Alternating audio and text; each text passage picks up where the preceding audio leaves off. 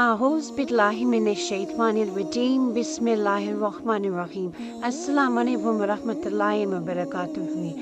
ناظرین، آج ہم آپ کو گھر میں اور بتانے کے کچھ اسباب بتائیں گے۔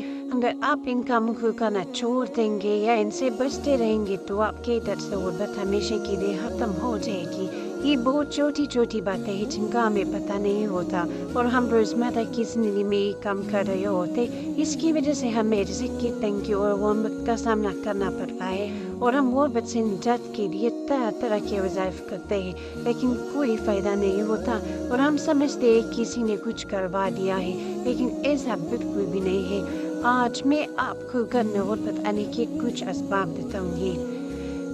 نمبر 1، ٹوٹا ہوا سامان استعمال کرنا۔ نمبر 2، ٹوٹی ہوئی کنگھی سے کنگھا کرنا۔ نمبر 3، مغرب سے عشاء کے درمیان سونا۔ نمبر 4، رشتہ داروں سے بدسلوکی کرنا۔ نمبر 5، مہمان آنے پر ناراض ہونا۔ نمبر 6، دانت سے روٹی کاٹ کر کھانا۔ نمبر 7، دانت سے ناخن کاٹنا۔ نمبر 8، عورتوں کا کرے ہوئے بال باندھنا۔ نمبر 9، صبح سورج نکلنے تک سونا۔ نمبر 10، بیت الخلاء میں باتیں کرنا۔ نمبر 11، قبرستان میں ہنسنا۔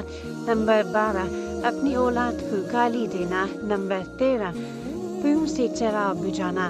نمبر 14، لہسن پیاز کے چھلکے جلانا۔ نمبر 15، جوتا یا چپل الٹا دیکھ کر سیدھا نہ کرنا۔ نمبر 16، جھوٹی قسم کھانا۔ نمبر 17، مکڑی کا جلا گھر میں رکھنا۔ نمبر 18، اندھیرے میں کھانا کھانا۔ نمبر 19، بستر پر کھانا کھانا۔ نمبر 20، کھانے کے برتن گندے رکھنا۔ تو ناظرین، یہ تھے کچھ اسباب جن کی وجہ سے گھر میں غربت آتی ہے۔ اللہ تعالیٰ سے دعا ہے کہ اللہ تعالیٰ ہمیں ان باتوں پر عمل کرنے کی توفیق عطا فرمائے اور ہمارے رزق و مال میں برکت عطا فرمائے، آمین۔